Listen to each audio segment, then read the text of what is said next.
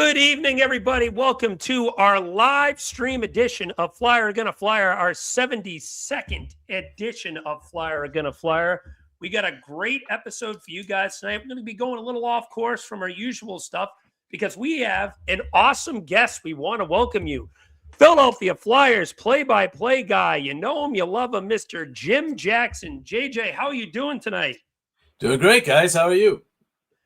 Good. It's great to have you on again. We had you on once before. I think it was episode 51. For those who haven't seen the first interview we had with Jim Jackson, it was a pleasure. We look forward to have another awesome interview with him tonight. Check it out on our YouTube channel or our Spotify.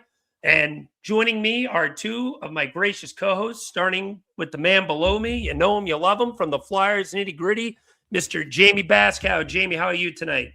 Aloha, mahalo. I'm doing pretty good. JJ, always nice to see you, my friend. How are you? See you too, Jamey. Great. Yeah, hitting those golf balls? No. I went to Florida and did nothing, basically, which felt that good. Sounds like a great vacation. Yes. But now back home, and there's no golfing here right now, as you guys know. But there will be soon enough, unfortunately, for maybe the Flyers too. But we'll see. It's what, three months away. We'll be out on the golf course again.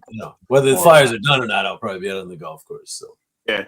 So I saw a few guys around here hitting some balls today, so it was pretty nice. I was like, oh, okay, spring's around the corner. Yeah, at the range, you mean? No, they're actually on the course. We have some pretty good weather here. It's in the 50s in Salisbury. I live near Ocean City, Maryland. Oh, so, you're further south. Okay, I was gonna say I still have snow here. Yeah, no, we have no snow. But, there were some guys. I mean, it was like 52 here today. There were a few guys out there. I'd be out in 50s. No problem with 50. That makes two of us. But I will not go out on a course that's waterlogged because I need all the roll I can get. So I'll be waiting until they dry up a little bit. Listen, Jamey, if it makes you feel better, at least you can hit it straight. My issue is when I'm on the tee, everything just slices to the right. I'm worried about a ball going into the parking lot. No, I've had many talks with JJ about this. Jamey does not hit anything straight. Trust me. It's I shank it to the left. Yeah, I've been able to straighten mine out a little bit, but as I get older, the distance is kind of going in the wrong direction. So that's why I got to wait for the courses to dry out. If I don't get any roll, I'm in big trouble. Get some pristine fairways for you to help you out with that. Yes. And then also the man to my bottom left-hand corner, you know him, you love him, Mr. Eric Martino. Eric, how are you doing tonight, bud? I'm doing pretty good. Fighting off the end of a little bit of a cold, and there's definitely no golfing going on up here. So in Montreal, it's a little too much snow on the golf courses. So it's at least a couple months away, at least. Yeah, more or less. All right. With that being said, let's hop right into this. Jim, thank you again for joining us. We got a couple of questions we want to ask you, just really based off the Flyers season and a couple other things right now. And I'll get the ball rolling on this one. JJ, let me start with this. What do you think of pretty much where the rebuild stands so far? We've kind of had some mixed opinions with Flyers fandom of where this rebuild is currently going. And I figured I'd ask you, how do you like this rebuild at the moment? Well, it's a rebuild that I liked about 3 weeks before the break, a lot more than I liked at the break. So if we look at things in nanosecond, it's not going to look great right now because the Flyers struggled into the break. If you ask Flyer fans on January the 6th about the rebuild, they were 6th in points percentage in the entire NHL. They had gone through half their season, and pretty much everything was starting to look good. Looked like Dan Vladar might be the guy they've been looking for in goal. A lot of the young guys making steps, not Matvei Michkov, but some of the other guys. Owen Tippett rounding out his game there, and obviously a lot of players on the way, and draft capital as well as salary cap space. So on January the 6th, everything looked great. Looked like maybe they're going to get back into the playoffs, get this group some playoff experience. And then a 2.5 week stretch basically saw them go from 6th to 22nd. And now suddenly they're 8 points back in both the wild card and the division. They do have games in hand, but They really are going to have to make a serious push to make the playoffs. So really what it comes down to, and Danny Briere and Keith Jones have they pulled no punches on this. They've said it all on. The players tell them what to do. Anyway, the 6th, the players were telling them to make moves. That's why they signed Christian Dvorak to a long-term contract, looking at him as a depth piece, as a third-line center or higher, a guy who can move up in the lineup. Obviously, he's higher right now, but the guy who would be part of this, but not necessarily in a role as he is right now. I think that was a sign to the players, but unfortunately, right after that is when they started going into their stretch of really struggling. And so now, as Danny and Keith look at this and talk, and Dan Hilferty and the whole leadership group, they have to be saying, what is this team? Do we need to, at the deadline, add, subtract, stay put? What are we going to do as far as the whole rebuild goes? Because even if the Flyers made the playoffs this year, they still had to add significant pieces better to be Stanley Cup contenders. And that's going to be coming through their young players and then some addition. The key to this rebuild is, when does that addition take place? And with the way things looked a month ago, it looked like maybe the addition was going to start now, but now maybe not so fast on that, just because of what's happened. And so that's a tough decision. I'm sure they've spent much of this break going over that. What are they going to do? If they've decided to add, they've probably been talking to teams. And even if they've decided to subtract, if they've decided to kind of just steady as she goes, then obviously not much talking has been going on. But I think we're going to see a lot of movement in the NHL once the freeze is over and the players are back. Whether the Flyers are part of that remains to be seen. But the answer to your original question is, the rebuild is right where it was supposed to be. And then you see a dip like this, and you don't want to overreact, but you also want to be able to see what the direction of the team is. And there's a couple of games in that stretch that really worried me. I mean, they come back, they have their dip. Tampa Bay sweeps them. They have some tough losses on the road. And then they come home and have some tough games. And then they go out on the road and they beat Vegas, should have beaten Utah, and beat Colorado in regulation in Colorado. Dominated them. All right. They got this back. Come home, a huge game against the Islanders, and they just weren't there. And then again, they struggled a little bit after that loss, and then they came back and they won a game against Washington. And the last game going into the break is Ottawa at home, chance to be within striking distance going into the break. You've got to win under your belt. You had a point in the game before that, so there's a little bit of momentum building. And then against Ottawa, just not a good performance overall by the team. So if you're Danny and you're Jonesy, you're thinking, what is this team? Should we add to this team? Are they even capable of making the playoffs? Should we add to this team? They're not going to sacrifice major assets. No. But they might be able to find some things they can add to make this team a little bit better moving forward. The other possibility, which might be where we're at, and we'll know this in a month's time, less than a month's time, by March the 6th, right? I believe is the trade deadline. Yeah, 6th deadline. So they could go out and make a big pitch for a guy like Robert Thomas. There's no question this team needs a center. He seems to be available. I don't know many other centers right now that are of his age that could fit into this rebuild and all that are available. And I'm not sure how many will become available during the offseason. So this might be their chance to get a number one center, which they don't have. And they know, Danny said it, this is not breaking any news. Their biggest weakness as an organization right now is center. They have more than enough wings. Their D, you'd like to have that one elite superstar defenseman. They don't have that, but they have several guys who would play in many teams' top fours. And then they have Ladar, who's starting to look like maybe he is a number one goalie. I know we don't want to say that yet. He's got to make it through the whole season, all that.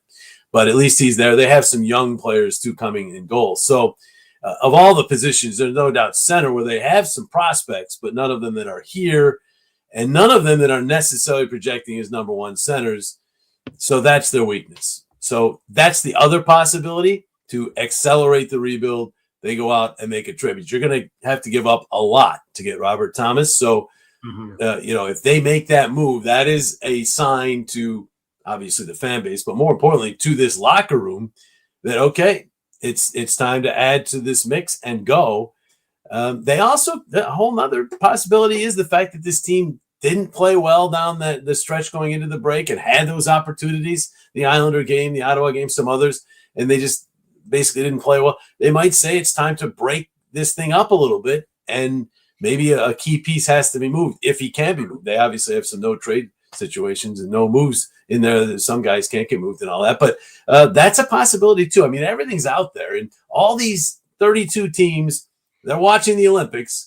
But they're also looking at how are we going to position ourselves here going into the trade deadline. So it's going to be fascinating to see. Agreed. Jamey, you have a question for JG wanted to ask, I heard. Sort of piggyback off of what you elaborated to, JJ, and what Alex asked. Do you think a good addition could be, say, Alex Bump, recalling Alex Bump, or recalling, say, Oliver Bunk, depending on how the trade deadline pans out for the Flyers? I mean, those guys are options, but the other thing that Jonesy always tells me is the players tell you when they want to be recalled. And Bump's been hurt just back, 2 games back, so I think he's got to get back into the flow and show what he can do. And Bunk, I think they've probably are thinking about him getting a whole year, at least what he can get of this year since he was injured in the AHL. I mean, if they're besieged by injuries on D, or if Bonk just suddenly just looks too good for the AHL, of course, you would move him or give him a chance to move up here. But I think those two, Bump's got to show us a little more. He's got to be healthy and show what he's got. There's no really room on the wing right now anyhow. The Flyers, if you go, they go 3 deep with wings in terms of their, the top 3 lines. Match up pretty well with almost any team. So they have wings, so there's no reason to force Bump into the mix. Injuries can happen, of course. But Denver Barkey has injected himself into the equation now and looks like an NHL player. So that makes a call-up of Bump less likely. And also, as I said, most importantly, Bump himself has to get healthy, play some games. He came back for 1 game, got hurt, went back out. Now he's back for 2 games. He's got to get himself situated and I think speak a little more before he gets a recall, unless there are injuries on the big club. And Bonk, I think, is just a defenseman. It's really good for defensemen to get some time down there and to marinate a little bit. And so we'll see about that. Agreed. Eric, how about you give your leadoff question? Yeah, no, I was just curious, like going upon what you were talking about before, like basically like state of the rebuild and all. Like, I just wonder, like, because if you look at the first half of the season, especially like October, November, a lot of games were going like into overtime, into shootouts. I think like the first 10 out of the first 25 went into extra time, and so like even allowing the first goal so often. And this is why, in my opinion, I think they're still in a rebuild. I think, honestly, the first half of the season, the first half of the first half, I guess you could say, I don't know if the words are right, but like fool's gold in a way. It's because they were maybe playing a little better than expected, but then down the stretch, maybe playing a little bit worse than expected. So I feel like they're actually somewhere in the middle. And to be perfectly honest, like, I honestly think if they can at least pick one more time in the top 10, at least that would be beneficial for the Flyers to get at least one more top 10 pick before like taking that next step into actual playoff contention.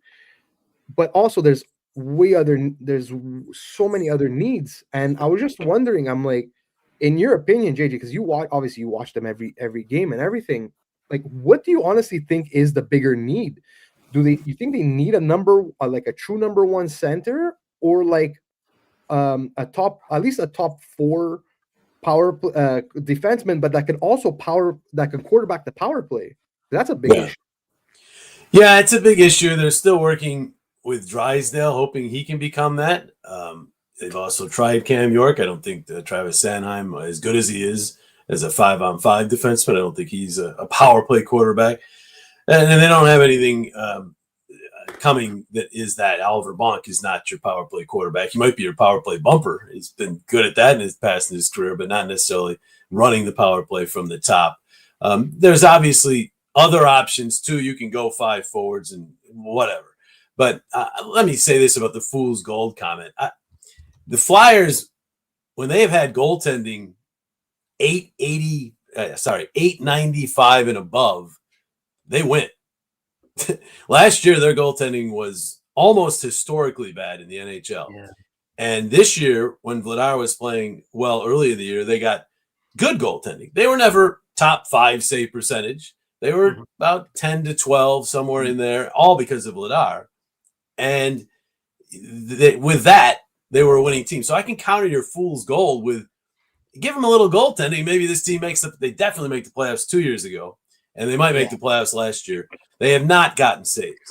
Now, Vladar, it's not a coincidence. So they went into this dip. Vladar was hurt for much of that stretch, and Sam Harrison came in, and it just didn't happen. I'm a Sam Harrison fan, but he just has not played well enough this year, and it's hurt. It's hurt the team in a big way. I mean, you just look at the splits between Vladar and Harrison and what the team does with one and that and the other, record-wise alone, and it's pretty stark. And then you go into the save percentage, and it's even more than that. As far as the overtime, the Flyers are now, 7-11 in games that go past regulation. So there was no – I kept hearing that. And they won their first 5 shootouts, so people were saying the reason they're good is because they're good in shootouts. Well, that certainly helped at that point. But they haven't won a shootout since very early in the year. They were 5-3 in shootouts at the time that I told you they were 6th in the league in points percentage. So it wasn't the shootouts that was carrying them to that. And in overtime, they've been bad all year. They're 2-8 in the 3-on-3 overtime. So it wasn't the winning. More to the point might be the team where you're from. They seem to have a lot of success in the 3-on-3 and in these close hockey games. I would watch Montreal for a bit of a swoon down the stretch, just because I don't believe in their goaltending either. And we'll see. I mean, if they're going to rely on the youngster up there, it's not going to last. All young goalies go through a tough stretch. And if this tough stretch comes right when they're in the push for the playoffs, Montebo's shown them nothing. The other guy's so inconsistent, has some great stretches, but then some bad. So Montreal, everyone's raving about their rebuild and everything, but to me, that's a team that could easily turn and nosedive at any point. They have unbelievably exciting talent. They're fun to watch, maybe the most fun of any team outside of maybe Colorado to watch, but they aren't defensively inclined, if you know what I mean? And that usually will get you down the stretch. So we'll see. People tend to look at these rebuilds of all these teams. They're saying, oh, you have to have a superstar. Look at San Jose, Chicago, and they got off to decent starts. Well, Celebrini's unbelievable, and he's playing even better in the Olympics than I thought he would. But San Jose still, they'll only make the playoffs because the West is so weak this year. Their breakdown in terms of their analytics and stuff is really bad. So they'll struggle to make the playoffs. Chicago's nowhere near making the playoffs with Connor Bedard. So, that whole thing, that was a narrative I heard earlier in the year. Got to have that high draft pick, that superstar player to add to the rebuild. And, it helps if you have a McDavid. If you have Celebrini starting to look like he might be a McDavid, Crosby kind of player, but those don't come along very often. They're called generational for a reason. There's supposed to be 1 or 2 of them a generation, not 1 or 2 of them a draft. So you have to do what you do. The Flyers were hoping that maybe Michkov would be that kind of player. He fell to them. And off of this year, people are saying he's not that kind of player. He's 21 years old. We have to wait and see on that. Going back to Bedard last year, same stuff being said about him. He's not as good as we thought. He's lost. He doesn't know what he's doing defensively. And, he was clearly overrated. And then this year, until he got hurt, he looked like the player they were expecting. So maybe Michkov bounces back next year. And if he does, they've got themselves an electric forward. They've got Tippett, who's developing into a really good player. They've got Porter Martone, who will be here probably late this year, if not then early next year, who people are feeling will be a really good player. Travis Konecny. Again, a lot of really talented wings. They're probably going to have to move a wing to help at center, which is what I go back to your original question. The center position to me is the most important one at this point, because I think they're completely set at wing. They might need at some point to try to add a defenseman. That I think that power play quarterback you're talking about might have to come through a trade. Free agency is becoming a tough way to build a team now. Everybody's signing. All these players are signing. So a trade might be the way they have to go there. In goal, they've got young guys coming, and we're hoping that Dan Vladar might be a short-term answer to be a solid goaltender. Again, they don't necessarily have to have Vasilevsky. They need solid goaltending. They haven't had it since Carter Hart left, and they really need to find it. Without that, all this other stuff what we talked about, a center, a power play quarterback, means nothing. They have to have at least competent goaltending. You can't win in this league with an 882 save percentage or 878 save. I don't even know where it's at right now. It was going down pretty quickly there heading into the break. And you look at the teams that have bad save percentages, bad team save percentages, they're usually near the bottom of the standings. So they do have to shore that up for sure. But aside from that, and hoping Vladar is part of the solution to that problem, it would be, to me, they've got to get a center, preferably a playmaking center. A guy who can help a Michkov or a guy who can help a Tippett or some of these other wingers. And again, let's not just throw this out, but their best all-around forward, in my opinion, is not playing. So, Tyson Forster was a huge loss. You throw him into that mix of wingers, and now you know what I'm talking about. They have 3 lines of really good wingers, really more than that. So I think one of them has got to probably move to try to help the problem in the middle. Agreed. Honestly, you bring up a lot of good points, JJ. There's a couple of things I kind of want to piggyback off of you on when it comes to these topics. One of the things you mentioned is the massive logjam at wing, especially the loss of Tyson Forster. You can ask Eric. I'm a massive pro Tyson Forster guy. I was devastated when he went down. I think his two-way game is completely unmatched on this team. His shot is ridiculous. Could be a little bit better of a playmaker, but that's not really his game. But in general, you talk about the winger log jam. Obviously, Forster will be back next year. Martone's going to find a way into this lineup. Barkey looks like he's here to stay. Zegras kind of flip-flopping between center and wing. They're finally starting to work him a little more at center. With the log jam they have at wing and the need obviously down the middle, is there anyone in particular you think they could be considering on moving maybe at the deadline or even during the offseason? Well, there's contract issues with some of them. I mean, there's some no moves in there. Obviously, the name that's out there the most is Tippett, but I also know they love Owen Tippett. Tippett's a huge part of the locker room now. And quite frankly, was there Travis Konechny was piling up points. So I don't want to take anything away from TK, but I really think Tippett over the last month to month and a half has been their best player. So you put him and TK both, but you didn't even mention TK on those wings. There's just so many. But TK is not going anywhere. He's got a no move. He's settled here. Right. And Forster, I mean, I would normally they've said the rumors, the talk's been out there that he's untouchable. I mean, the injuries might make him touchable, but they would also lessen his value a little bit. He has had some injuries throughout his career at whatever level he's played. And then the rest of it, Michkov, Danny Briere said he's not going anywhere. So that means Michkov, Konechny, Forster are guys that in some way, shape, or form have been told that aren't going anywhere, either via their contract or via what's been said about them. So that's why everyone, I think, goes to Tip. And not in any fault of his. It's just that his contract isn't as restrictive. And so there's that. Bobby Brink's name is out there a lot, but does Bobby Brink get you back what you're looking for? Probably not. You need Bobby and something. They will probably have to trade some draft cap. If they're going for a number 1 center, like Robert Thomas, for instance, they're probably going to have to include a first-round pick in there, plus a prospect, plus a player. So it's not going to be easy to get a top-line player. It wasn't easy for Minnesota to get Quinn Hughes. They had to give up a lot. And that's, I think, really a question Danny and Jonesy and the leadership team have to be grappling with right now is, are we ready to start moving draft capital, moving players from this team, moving our young players for a veteran player, even though he's a young veteran, if it suits the team now and in the near future? Are they ready to enter that stage of the rebuild? That's the big question.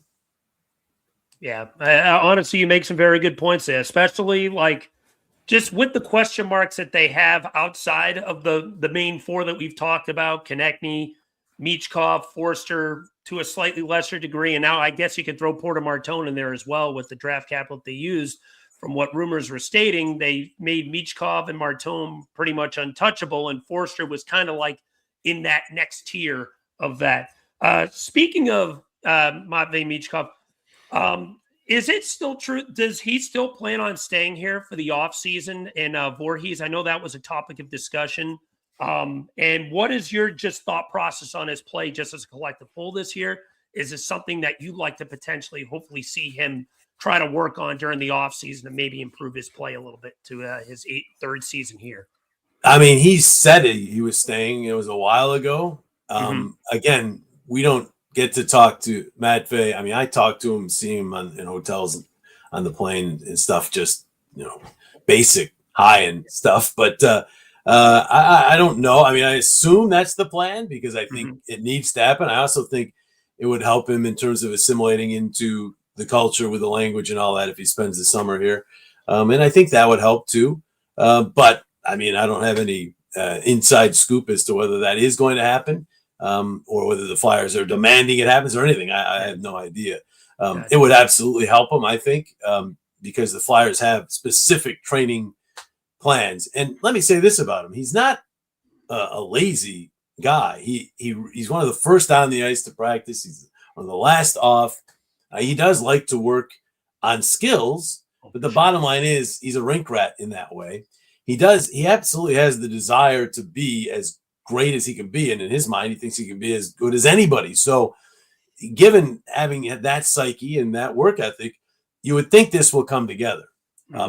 You asked me my impression of his overall year. I mean, it's obvious he's dropped off from last year. Now, why is the big question? I mean, he wasn't a speed demon last year either. Yeah. People talk about his lack of foot speed. Now, the being out of shape part, I don't know. I mean, he again wasn't training with the Flyers before last season either. He came over a month or so before the season. So, I mean, I think that he's got to get. This is from what other people tell me, scouts, other people who've played the game. He just has to get stronger, lower half stronger. He's never going to be fast, but he can be a powerful skater. He can be a guy who can shrug off checks, which he did. There was a play, I can't remember which game it was, where I think it was against Ottawa the first time they were in the building. Jake Sanderson, I know exactly what play you're talking about. He just shook him off. I mean, that's the kind of stuff he can do. So, I mean, there's something. I mean, last year, it would be like once every 5 or 6 games where he would do something, and Bush and I would look at each other like, wow, how did he see that? And we're not doing that this year. Yeah. So where did that go? Where did that vision and all that? Now he seems to force everything to the middle. And to me, he just seems confused. He seems like he's lacking some confidence. Got to get that confidence back. He's definitely a player that would thrive. All players do, but there are certain ones that thrive even more with a lot of confidence. He's one of them. So I think that they got to get him back to that. The side he plays on, a lot's been made of that. But if you watch Matvei play, he's all over the ice anyhow. It's like, which side is he playing, And so I don't know if that's playing into it. Talk is convinced where he is the right place. And the lot's been made of that. And then his ice time. Now, the ice time thing is, if I never like to talk down to it, but he takes short shifts. So if you couple that with he's never going to be on the penalty kill, and he's probably not going to be on the ice a lot when you have a 1-goal lead or even a 2-goal lead late in the game, because he's not a defender. Clearly, he's not a Selke Trophy down the road kind of player. So you take certain situations right out of his repertoire right away. But the biggest reason is he takes short shifts. There was that game not too long before the break where he and Brink were on the same line, and Brink had 2 more shifts than Michkov, mainly because late in the game they put 2 centers out to take draws defensively, and so the center would go out in place of Michkov. And their ice times were 5 minutes apart. So it's not – Rick Tock is not over there on the bench saying, 25 seconds into a Michkov shift, come over to the bench. That's just not happening. Meach does that on his, you guys know that in hockey, the player pretty much decides when to get off the ice. I mean, sometimes when you're out there for 45, 50 seconds, you're going to hear the coach say, change, yes. but that's the entire line. It's not one player off the line. Mm-hmm. So there's reasons why his ice time's down.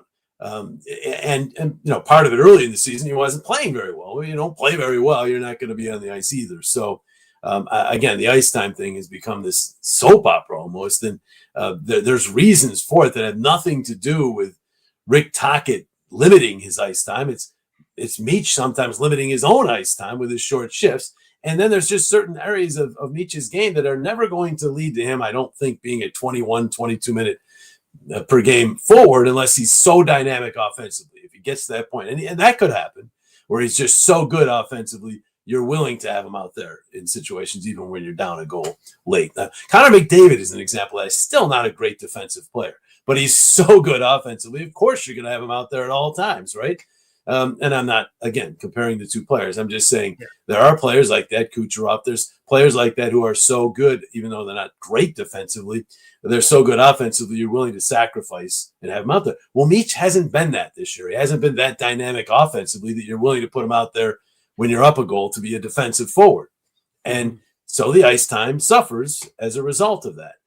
So it's kind of all comes together. If he starts playing better offensively, Toc will be more willing to have him out there, even in defensive situations. If he starts playing a little better defensively, being a little bit more careful with the puck, a little less east-west, more north-south, then he'd obviously have more trust in him as well.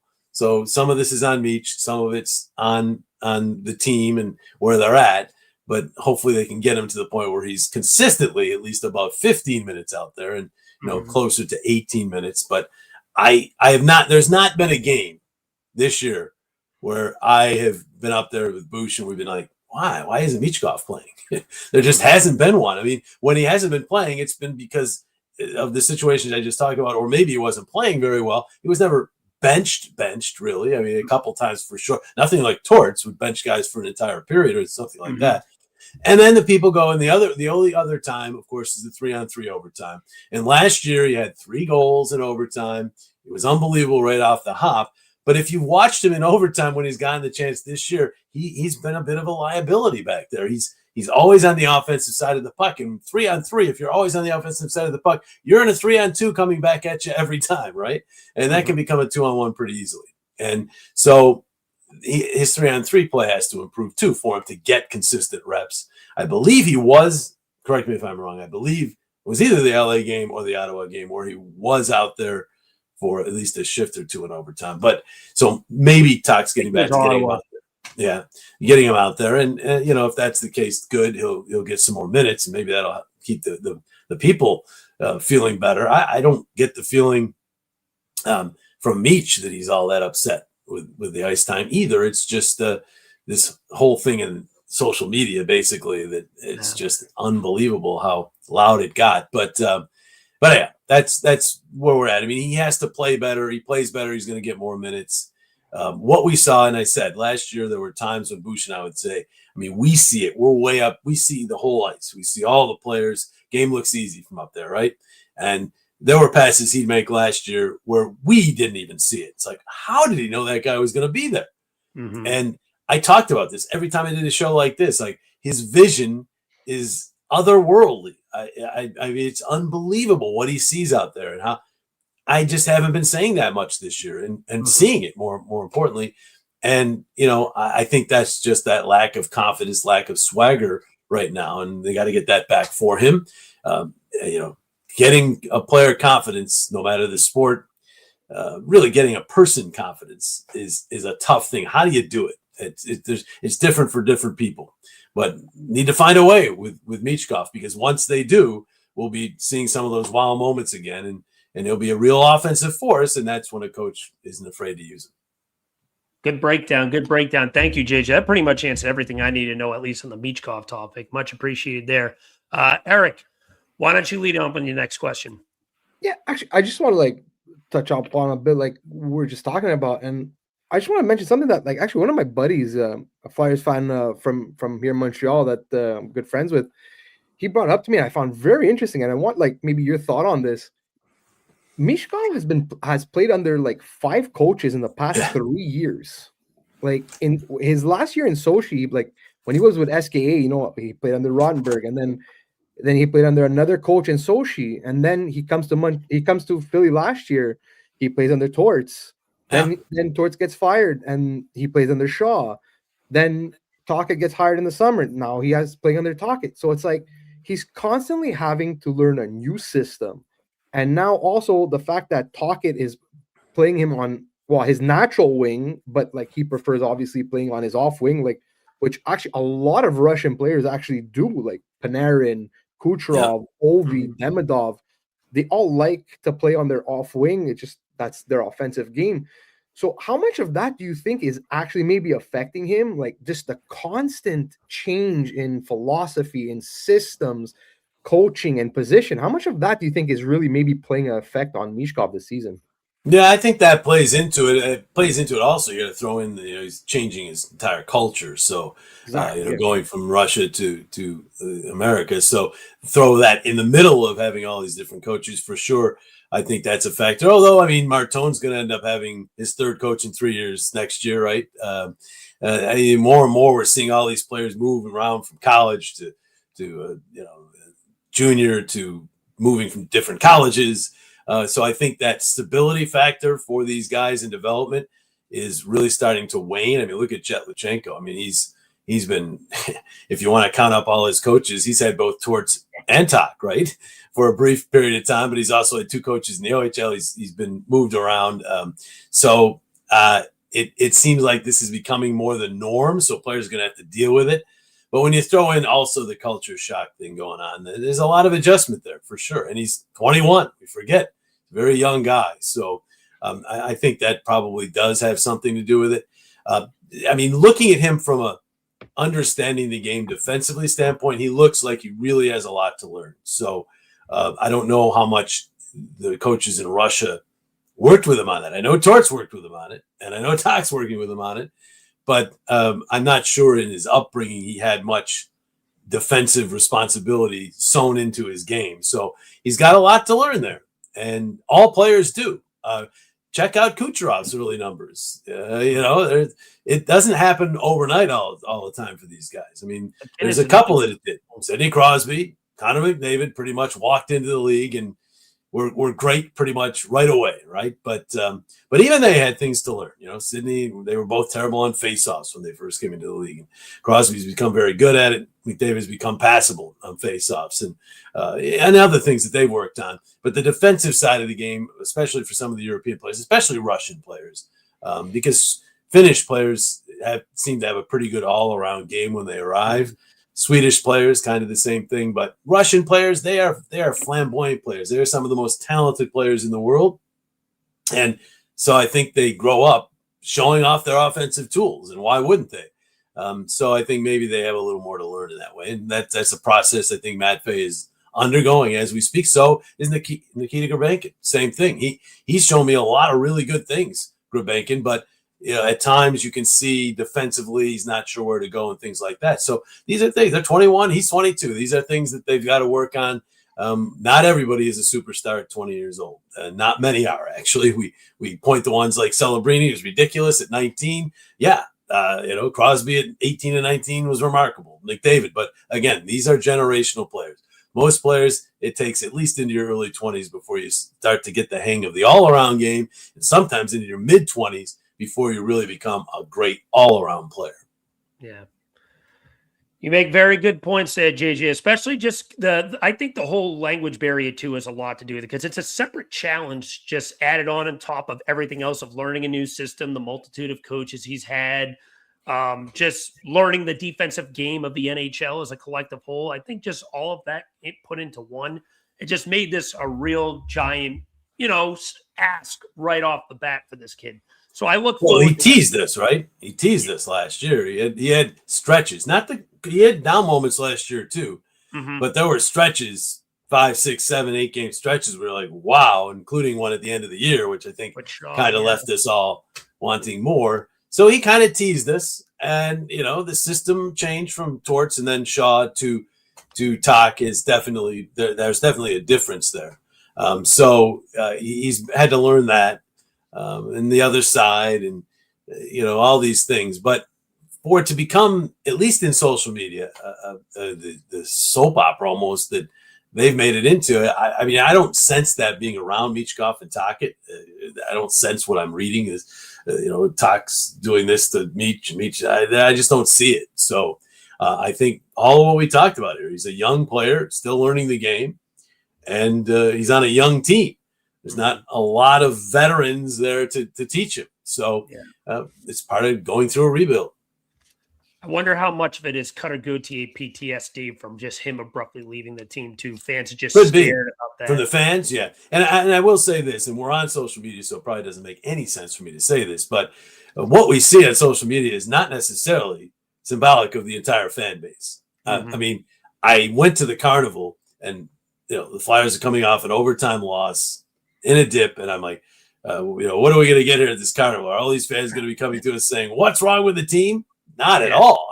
I came out of the carnival feeling inspired by the fans, and you forget what we see on social media. These are people, all of us right now, who are really into this. I mean, we're into it more than the average fan, right?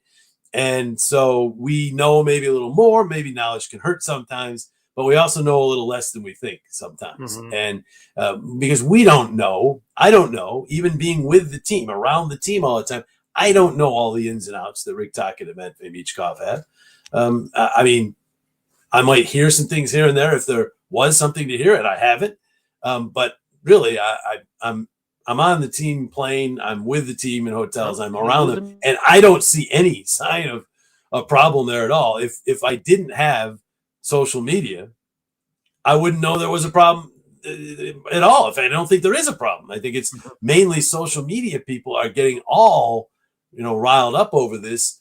And then, but when Danny comes out and has his press conference there, that pretty much makes it a statement that it needed to be addressed. So, and that I think that's partially because we're now in a world where the so-called insiders, league-wide, your good ones, Elliot Friedman and those guys, Darren Dreger, all the good ones, the guys out there, Pierre LeBrun, they are insiders, but now they're starting to get some of more of their information from what they see on social media, and not from other reporters, but from comments. And so then they start reporting this stuff as fact when maybe it isn't quite fact. So that might be why the Flyers, they felt it got to the point where Danny needed to address it. It was after the carnival, after some things were said, and I think in large degree taken out of context, although, I mean, I understand why, because of the words that were used and all that, but the bottom line is it became more of a story than it really was. So they felt they had to quell it with that. That also brought in some people who weren't social media savvy, who weren't even aware. A person I know who's a really solid hockey fan, doesn't live here. He lives in upstate New York. And, 5 minutes after Danny's press conference, he texted me and said, what's going on between Tock and Beach? So, so some people are completely unaware of it if they're not into the social media end of things. So it's hard, how old are you guys? I am 34. 41. All right. So you are in the social media age. It's hard for youngins like you. And certainly for those even younger than you, for those, let's say 15 years younger than you and younger, this is it. Social media is their way of getting all information, and it's hard for any of us, even an old guy like me, because I rely on it so much now, to remember that this is not the be-all end-all of information and how the fans feel. I think there are a lot of fans that are exactly what you talked about, worried about this situation because of what happened with Cutter Gauthier. I think there are other fans who have no idea about that. So, but the ones we read or ones we hear their opinions, we see them on social media. They're the ones that are concerned. Yes. JJ, I want to also thank you for calling me a youngin. I haven't gotten that comment in quite some time. Makes me feel a little bit better about myself right now. In this particular group you're in right now, you are. So, yeah, Alex, you're the baby right now, man. You are. You're the baby. Second of all, JJ, I don't want anyone to think you're an old guy. You don't look a day over 40. So. Much older, and you can do the math because I've been here 32 years. So, it's. I mean, social media there's so many benefits to it. We've talked about the charities I work for and how they're benefited by social media. So many good things with it, but with good things come some not so good things, and there's so much misinformation out there that's one of the bad things. And we are now left as the consumers of this information to figure out what is real and what isn't. And again, from someone who's with the team on a daily basis, some of the stuff I see, I go, could that possibly be true? I start thinking, could that possibly be true? I got to check it. That's where we're at with the power of social media now.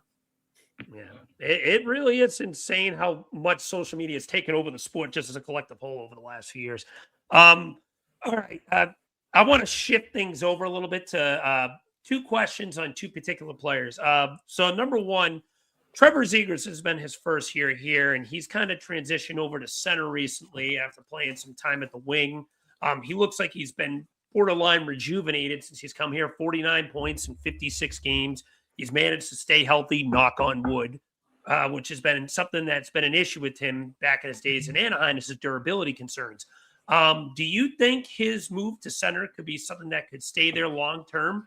And then one other follow-up question on another player, more of a prospect question. You were talking about power play quarterbacks with Eric not too long ago. Do you think Christian Kyrou is a name that could potentially fill into that role? Because he looks like that's someone that really has taken his role there in Lehigh Valley and taken it by the balls. It really looks like someone who's kind of thrived there. Yeah, I mean, I'll answer that one first. His name popped into my head when we were talking earlier. I didn't want to bring it up because, first of all, I haven't seen him play live, so I'm just seeing clips. I see his numbers. His numbers look great. So any assessment I would make would be just off of hearsay and clips, which I don't like to do. Fair enough. Unlike so many of those draft nicks who are out there who see a couple of clips of a player and know everything about him. So I haven't really seen him, and I don't want to cast any aspersions about him, positive or negative. The numbers look great. He seems to be a player who fills that role. So if this year gets away from the Flyers, would they not give him a shot to show what he's got? Maybe. I think I did ask Jonesy about him when he was in the middle of one of his hot streaks, and he said, "Yeah, if players talk, they'll get a chance." And by talking, I mean they're talking to us with their play, and so we'll see. He's got to do it for more than a month, and we'll see. They've been in a bit of a downstretch lately, the Phantoms, and so I don't know how he's been playing lately, but I'll have to talk to some people down there. But he does have the tools, obviously, but he's a smallish. I mean, they really have to be a little concerned about size in the blue line if they add a Kyrou to, Drysdale, York, and Andre, and what have you. So, but we'll see. He's certainly one guy. What was your other question now? See, that's part of the problem about getting old. Sorry about that. The second one was more based off of Trevor Zegras. And Zegras is whether I don't know as if this is permanent. I mean, I think that he's to me, he looked more comfortable on wing. I know they desperately would love him to become a top 6 center because that, again, is the need for the team. I do think they're giving him a little bit more of a runway, or did, into the break. Obviously, with Abels getting hurt, they first tried to plug that with the minor leaguer, Lane Peterson, and then decided to give Zegras some time at center in the games before the break. It'll be interesting to see if he's still there coming out of the break, with everybody outside of Abels, of course, and Forster back healthy. We would hope. The Olympians, we don't want to be getting hurt, or somebody to be getting hurt wherever they are during the break. But hopefully they'll be relatively healthy coming out of the break. So, but to answer your question, I mean, he's still not any better on faceoffs. I don't know as if he's ever going to be a great defensive center. So I don't think it's imperative that he's the center. They may have to go. I think they may still have to go out and get one. It would sure be nice. And before the season started, we were all hoping this, of course, that he could step right in and be that top 6, maybe even top line center. But while he's played extremely well, most of that came when he was on the wing. So he did show some signs those games before the break. He had a dip like the rest of the team there in early to mid-January. And I thought he had some better games there toward the break. So, he's a kind of like the microcosm of the team. He had those 2 goals in that Anaheim game. We all lit up, right? Mm-hmm. And then he went silent after that for a good 2-week stretch, as the team did as well. So they need him. There's no question. Whether he's a wing or a center, they need him to be a productive, dynamic offensive player on the power play at even strength. So I don't really care if he's in the middle or on the wing, as long as he's the Trevor Zegras we saw for the first 40 games or so. That's a good player. That's a player that can really help you offensively. But if he is a wing, you add him to that list we gave you earlier. We're up to like 8 now. So, that fills your whole roster out in wings. You don't necessarily need 8 scoring wingers or playmaking wingers. Even you can have some grinders on your 4th line and maybe shift some wings for a center or something like that. But yeah, I mean, hey, they have to try it. They tried it a little early, tried it a little bit right before the break. Try him at center, see what happens. Thank you for that assessment, JJ. Much appreciated. Eric, do you have another follow-up question for him? Yeah, if I could just follow up a little bit on what you just said about Zegras, how important do you think it is, like especially for Danny, Zegras, like how important do you think it would be for like Zegras to finish, let's say, the season at center? Because like you said, like we definitely need to bring, whether Zegras is a center or not, we definitely need to bring in another center. That's 100%. But like if Zegras really isn't a center, and maybe he is better at wing, possible. Danny, depending on Luchenko's trajectory, like if they want maybe him playing a full year in the AHL or whatnot, maybe 2, Danny might have to bring in 2 centers, maybe like one younger, like to grow with the team, and like let's say a veteran with maybe 1 or 2 years left on his contract, or sign somebody to a short-term contract like they did with Devo. So how important do you think it is to actually maybe keep Zegras at center for the rest of the season, just so Danny can know for sure? I don't think there's any timetable on it. I mean, he could be back at center when we come back from the break and have 5 games where he just doesn't look like he's cut out to be a center. Are you going to keep him there? I don't think so. So he could come back, be at center, and play very well. Then you keep him there. So again, it really comes down to how he plays there, how the team plays. And when I say how he plays, it might not even be just his production. You certainly want him producing. The Flyers need him to produce to be an effective team. But it's more about, can he improve a little on faceoffs? Can he be responsible enough defensively? Can he be strong enough on the puck? All these things that would be questioned if he isn't making it at center. So if he can show those things, you'll keep him there, of course. I mean, I think he'll be there when we come out of the break. I'm not 100% sure of that, but I think he'll be there because there's nobody added to the mix in the center spot. Obels is not coming back, and I don't think they have seen enough from the various minor league guys they've brought up to be in the middle at center. So and that they've got space now with another center spot there to put Zegras in the middle and drop people around, whether it be Couturier or whoever. So, I mean, that it's a possibility, but I don't think if he plays 27 games to go? 26, I think. 26. Yeah, I mean, what's the difference if he plays 10 and you see enough and you don't like it? The last 16, I'd rather have him go to wing and play really well and go into the offseason feeling good about himself. So we'll see. I think he'll see some time at center. It was a kind of hybrid situation there for a while. You'll see some of that too, maybe. I do think he mixed with Christian Dvorak really well. Now, you could put Dvorak on the wing and have him be the center, and obviously have Dvorak take draws on the strong side and all that. But, they're pretty thin if they do that. So if you're bound and determined to play Trevor in the middle, you could even do that, because I do think those two have chemistry together. And I don't think that would be ruined if they flip-flop position, but we'll see. I mean, Dvorak's, I think as we go to the break, number 1, and he might have passed Couturier as far as their face-off percentage leader, and he was close. So you don't want to necessarily take him out of there because then you got Zegras who struggles with faceoffs, Noah Cates who's a work in progress on faceoffs. You still have Coots, but you're really starting to. When are you going to have the puck? So so we'll see. I don't think he's there for the rest of the year. Go to it. I think the season is long, even with 26 games. There's going to be peaks and valleys, and it's going to be like, okay, we're going to give him a shot here for 5 or 6 games, see how it goes. And if he flounders, you're not going to keep him there. And if he does really well, you will keep him there. Almost as simple as that. Understandable. All right, I'll end it with one final question because I know we're getting up against it. Sean Couturier has had his share of struggles this year. I don't think it's really much of a secret. I think he's up to 29 straight games without a goal now.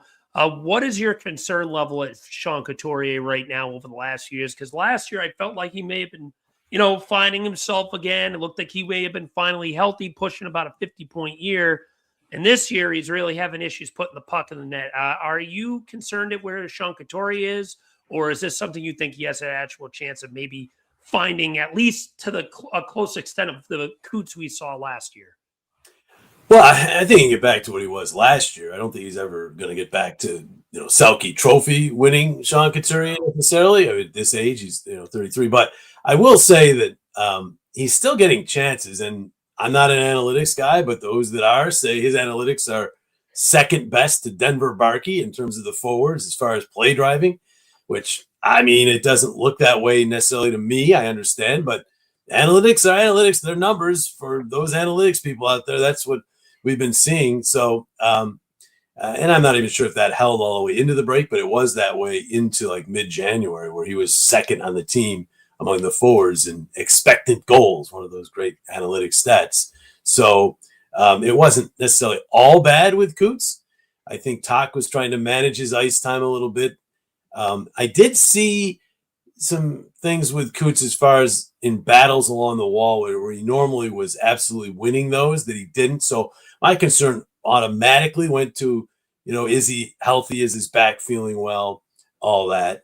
And it's possible this break came at the right time for him just to kind of get recharged. And we'll see how he plays in the final 26 because, they need him, to chip in the odd goal. But it's more important that he's involved. He can play with some of the other top players as a real defensive conscience on the line. We have some offensively minded wingers on this team, and the Flyers, I think, would like it to have, obviously, Dvorak's a two-way center, Cates is a two-way center, Couturier a two-way center, and that much works for their mix up front if Coots is playing well enough to stick in one of those roles. So I think the break will do him well, as it will many of the 30-somethings across the NHL.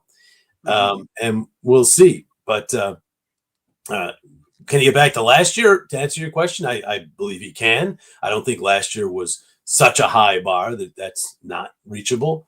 Will he get back to mid-20s Couturier? I don't think so, but not many players do get back to that level at 33, except for Sidney Crosby, I guess. That Brad Marchand guy did pretty good revival. He did, but a healthy scratch. That was surprising, huh? He didn't look happy, did he? In the Olympics. That shot of him in the crowd, he did not look happy to be a scratch. But. Yeah, I think him and Coops have a little bit of talking to do after. That's going to be fascinating. The Olympics will be fascinating now. So, for sure. Especially with the Fiala injury. Like, I'm wondering how that's going to change. That's the risk. That's why you do this because they're playing intense hockey, and these things can happen. Now they're going into elimination games. The intensity ratchets up even more. So we'll see. I think the seeding and bracket systems is ridiculous, but outside of that, I think the Olympics. How the U.S. at 2 ends up with possibly playing Sweden in the the quarterfinals is like how, and how does Germany end up higher seeded than Sweden when Germany had 1 win, right? I think Sweden had 2 wins, right? I think they beat Sweden. Did they? What was the Sweden overtime? didn't have the greatest round robin. I can't remember. Germany was 1 and 2 for sure. I think Sweden was 2 and 1, right? They lost to Finland. Sweden would have lost 2 actually. Did they lose 2? They beat Slovakia. I'd have to Remember? look this up. It felt like a loss because they didn't win by 3, but they beat them by 2 goals, 5-3, and then they beat Italy. Right. Yeah. So Sweden had 2 wins. Switzerland had 2 wins, one of them in overtime, but still. So Sweden had 6 points. Switzerland had 5 points, and I believe they're both seated. At least one of them is seated below Germany, who had 1 win, 3 points. Yeah, I can explain that. It goes by goal differential. No, the goal differential is to break ties. What it went? No. Where's this voice coming from? The seeding in the Olympics after in this round, it goes by goal differential. I know this. I heard this specifically. So Sweden had 2. Finland had 2. Switzerland also had 2. Sweden went 2-1. There's no way their goal differential is worse than Germany, who went 1-2 and got beat 5-1 by US. I know I can't answer that, but I know goal differential. Yeah, I humbly disagree. The goal differential is hugely important, but it's for tie breaking. What they did was, I was told was they went to the groups. Yeah. And it was where you were seated in your group. And because Sweden was a 3rd seed in their group, even though they were 2-1, because Slovakia and Finland, they dropped. But what sense does that make? I mean, seriously, it's like a team that won 2 games should be seated higher than a team that won 1 game, right? Can we agree on that? More points, you should be seated higher. Yeah, I agree with that. Yeah, and Switzerland, I mean, they had a nice win over Czechia, right? So wasn't that Czechia they beat? Ooh, no. Sweden beat somebody. Slovakia. Who was it? Sweden destroyed Italy, but no, Sweden beat Italy. Then they lost. Yeah, I'm talking Switzerland, not Sweden. I said Sweden. I meant to say Switzerland. Switzerland beat Slovakia. It was Switzerland to beat Czechia, right? Yeah. Switzerland. They also they were in Canada's bracket. So they beat Czechia. In overtime. Public. So they had 5 points. And I don't know where they're seated, but I know Germany's ahead of Sweden, which to me, seed wise, and that's why the U.S. ends up possibly playing Sweden in the quarters. What kind of reward is that for being the 2nd seed? You know, that is weird. That's weird. Yeah, it was weird, and the goal differential to the voice that we were hearing is is absolutely crucial because there are so many ties. So you have to break all, but they broke them within their groups, and then seeded them within their groups, and then I guess a 2 seed in one group could not be seated below a 3 seed from another group, even if the 3 seed in the other group had more wins. So that's what they decided to go with. Anyhow, you're going to have to beat whoever you have to beat anyhow, right? Yeah, exactly. Once you get to the quarters. So it should be fun. I mean, Czechia, Canada is a possibility in a quarter that, even though they beat them already once, that could get interesting. And the thing that's great about the Olympics is it's single elimination. Anybody can win. Yeah. There are good enough goalies in this tournament that can steal 1 game for any of these teams. I'm Canadian. As a Canadian, we're the number 1 seed going in. I don't feel comfortable because, like you say, you could lose. You can have a bad game on any day, and that's it. You can. I think Canada has been thoroughly impressive, more so than the U.S. And I would give them the edge. But if those 2 teams were to meet, I mean, that edge is so slim because it's a coin toss. It's just so much talent on both sides. I also think Finland you better watch Finland. They're Finns look good right now. I mean they lost that first game. Defensive. Yeah, how many times do you see it in an Olympic or World Championship, World Cup, anything like that, where a team, World Juniors, where a team loses or really is sluggish in their first game? They might win but look bad, or even the 1980. U.S. Olympians tied their first game against Sweden, and they needed a goal from, I think, Bill Baker. I don't know how I remember this, but they needed a goal late to tie that game, as I recall. So they didn't even start great, right? Yeah. And Finland didn't start great, but then they hammered Sweden, and then obviously just ran it up against poor Italy. But I think that Finland is a team, just looking at their lineup, if they're goaltending, if they can get the goaltending, that's a team that you better look out for. Having said that, they'll lose their first game in the quarters for sure, but it's that way. This tournament is a crapshoot, which kind of makes it that much more fun. I'm looking True. forward to it. I want to Oh, yeah. see the craziness. I hope somehow in the semifinals or even final game, we get some 3-on-3 overtime, sudden death going the end of the way. Right. Imagine just having all that. There is a shootout except for the final. Yeah, Yeah. not the finals. Yeah. I really So, hope it doesn't go to a And shootout. I know a lot of the purists out there. I know we have 2 Canadians in this group or 3. Two. I'm from Massachusetts. The voice from unknown is Canadian. Yeah. That's right. Okay, so I will say this. I read this all the time. People say shootout stinks. When we have shootouts, our ratings jump. Oh, I'm sure of it. Yeah. It was huge when it first came around. I mean, the jump it's not as big anymore. And I look around the crowd, most people are standing during shootouts, or they're looking very intently. So as much as we think back through history, we think of Peter Forsberg's shootout goal, Gretzky not being used in a shootout, TJ Oshie letting it up in a shootout. How many of these memorable moments in these international competitions are actually shootouts? The Yoshi moment especially comes to mind. Yeah. Jonathan Taves, 3 for 3 in the juniors. Jonathan Taves. I mean, you think of all these things. I'm not a proponent of it being there for the final, and thankfully it's not. Yeah. But they are using it up until the final, I believe, right? So I think so, yeah. Yes, I think so. Yeah. it's a 3-on-3 for 5 minutes like the NHL, and then go to a shootout. I would personally like the NHL to go to 10-minute 3-on-3, but only Me too. if you somehow are able to put in a rule that disallows the resets. So Yeah. in other words, if a player carries the puck out of the offensive zone, or maybe you make it the red line, but whatever, the player, it's just like an offside, except the face-off is in their zone. Like in basketball, there should be like a half court kind of, half court violation. Yeah, exactly. Because I'm with that. I agree. These games, I mean, did you see the Los Angeles overtime?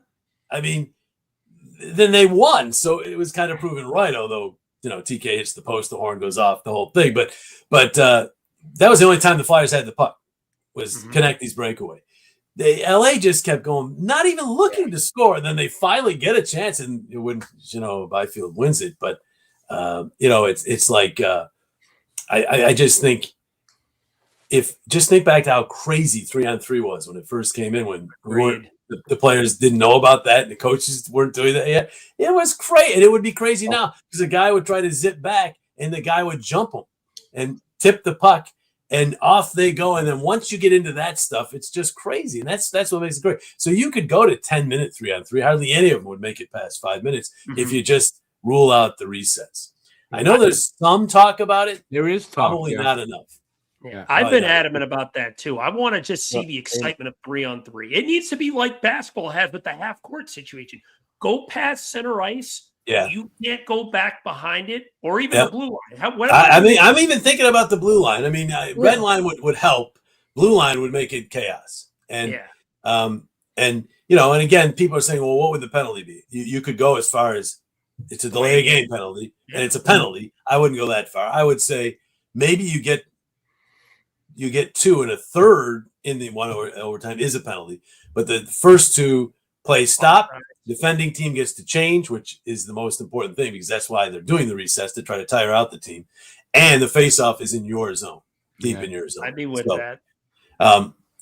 We can solve all the problems of hockey here, but it's Gary Bettman and the general managers and the governors. They've got to implement these things. The Players Association, they've got to agree on all these things. But JJ, I think we got something going here. Maybe we should make a petition to push forward with this. I think most players would like it. The overtimes would be shorter, first of all, and it'd just be craziness. I remember the Flyers took part in the very first overtime. It was in Tampa, 3-on-3. It was zany. It was just crazy. I like the 3-on-3. For the first 2 or 3 years, it was unbelievable. Now it's kind of like soccer.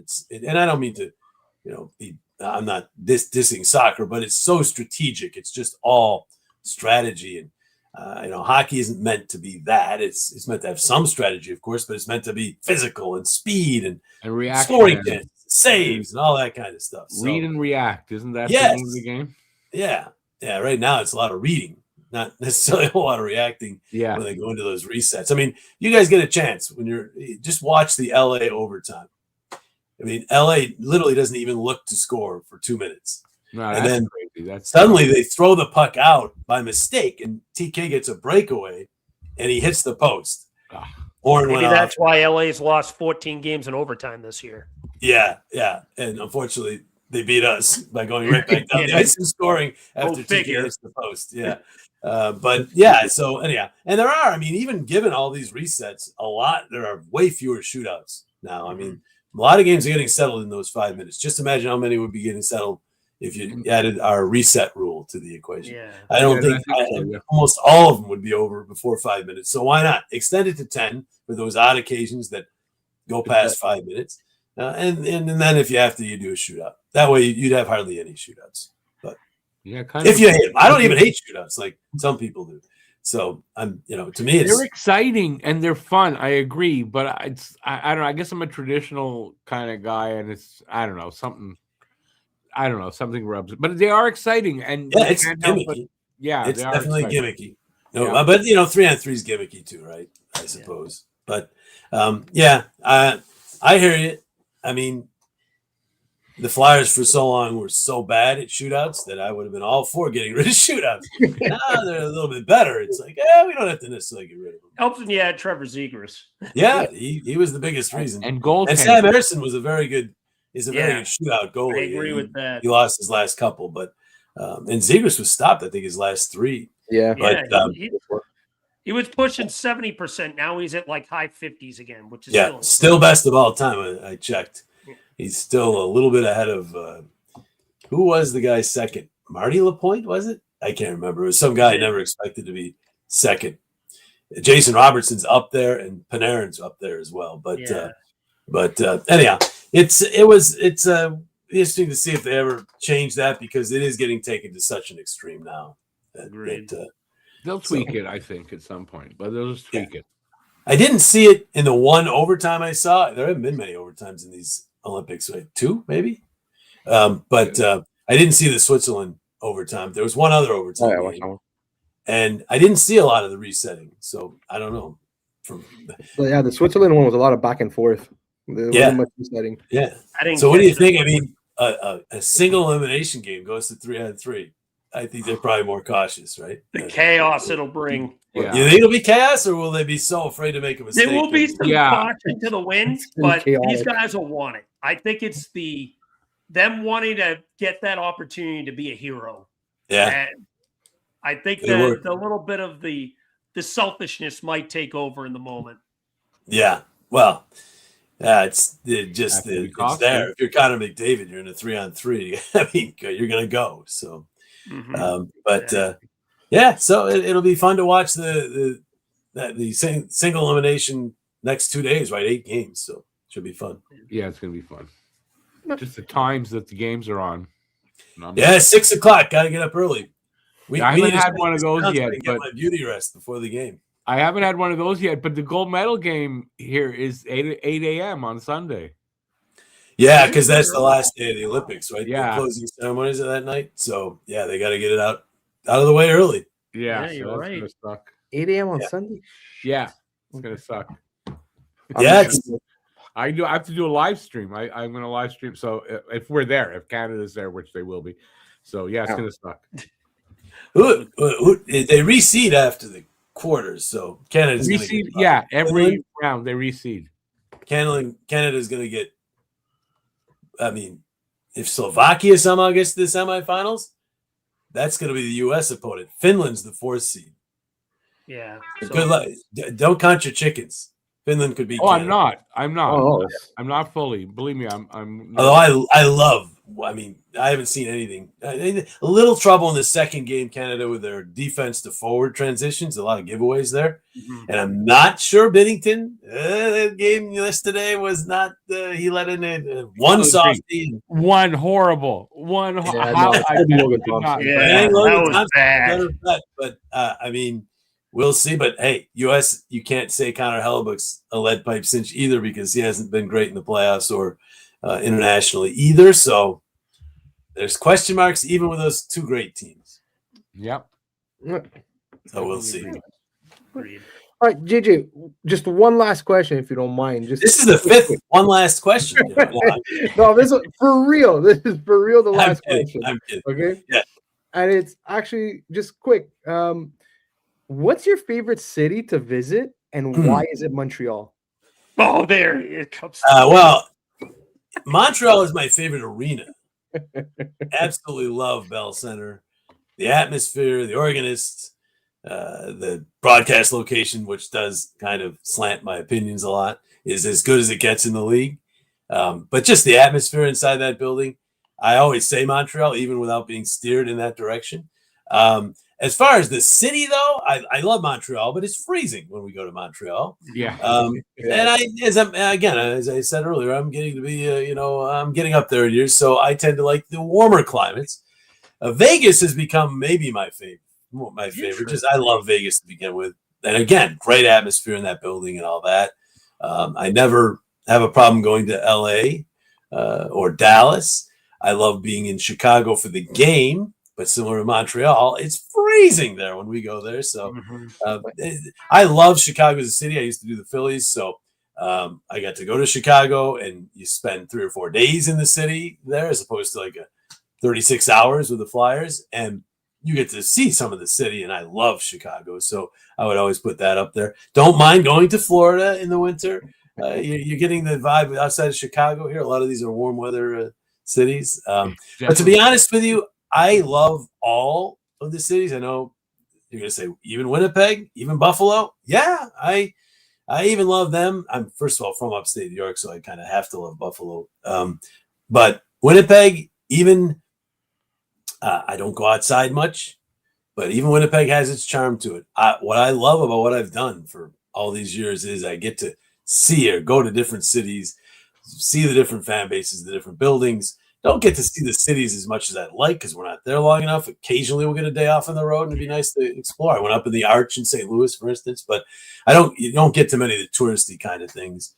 But it is fun to have something different as you go along with the season. I don't know as if I would ever have survived in a 9-to-5 job. So I think that being able to go to all these different locations from Winnipeg and Buffalo to Vegas and Montreal and all the ones that I really love. I just love all of them because it's just fun to be in all these different settings. And and now, I mean, when I first came into the league, there were buildings that were half empty at times. I mean, very rarely do we see buildings less than at least 2/3 full now. Most of them are pretty much full of fans right to the rim.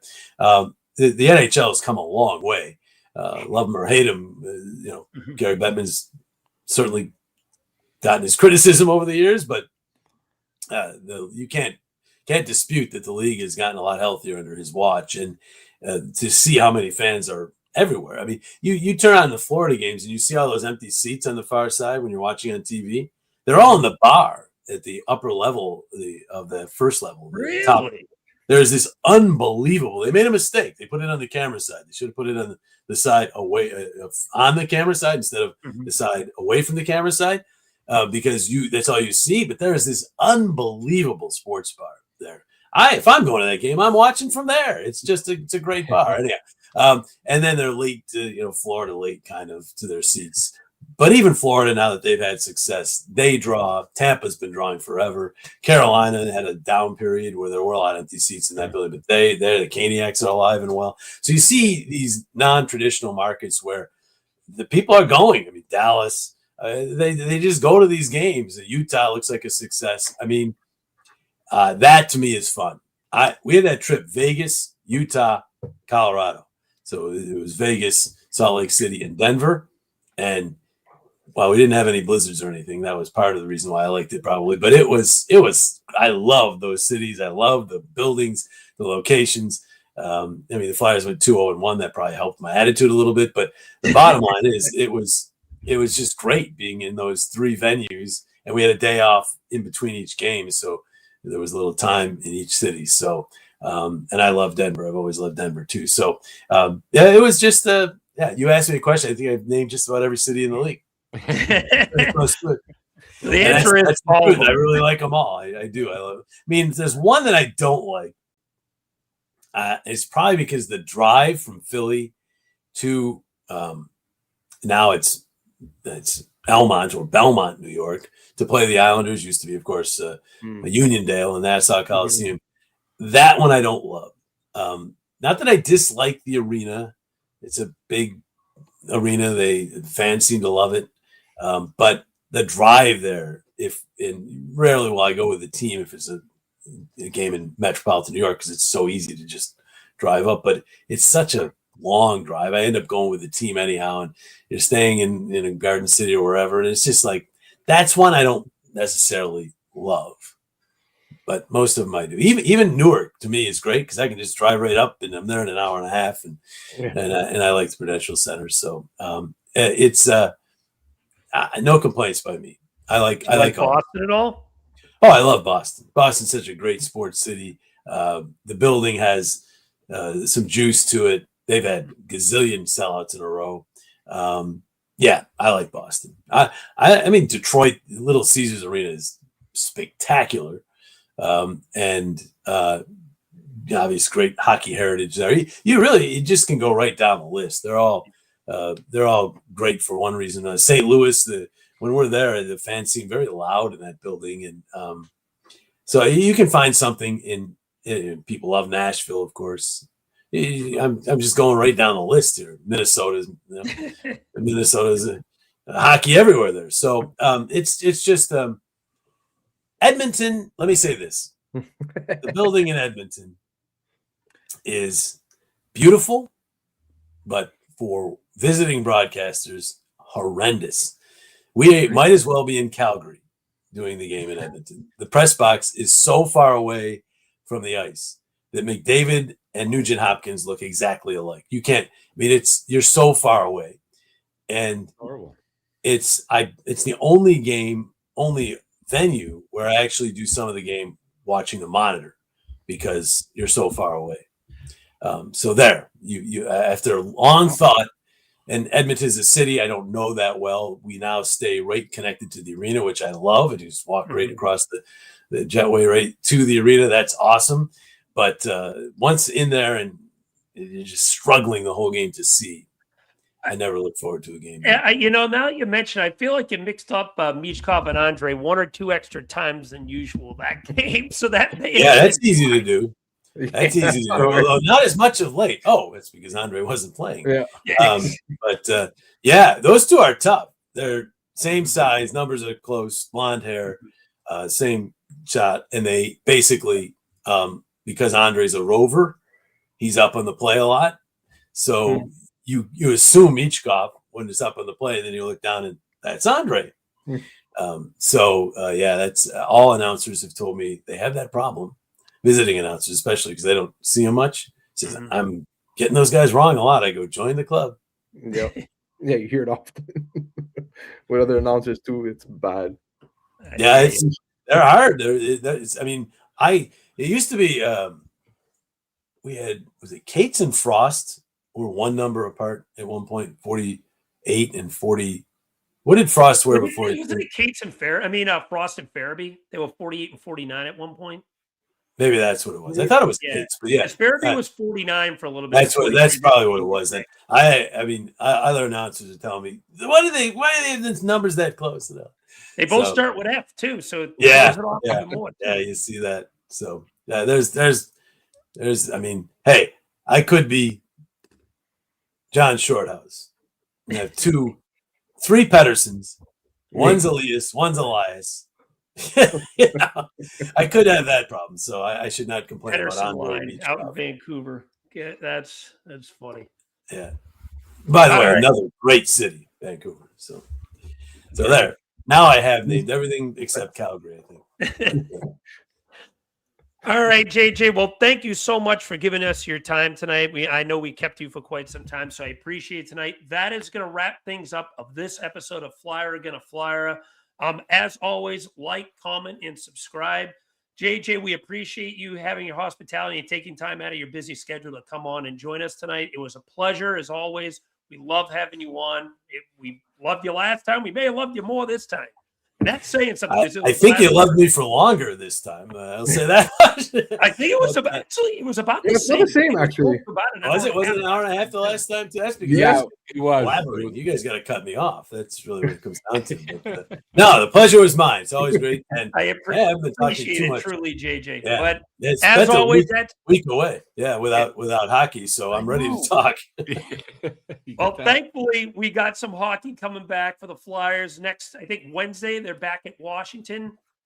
So we'll be looking forward to hearing your broadcast on that one and all the rest of them for the rest of the year. We got 26 games. You probably got 21, 22 of them still. Yeah, we do the first one back and then we don't do the next two after that. But and we got a lot of them down the stretch, and I was still kind of hoping those games in April will mean something. So we'll see. They got to get hot.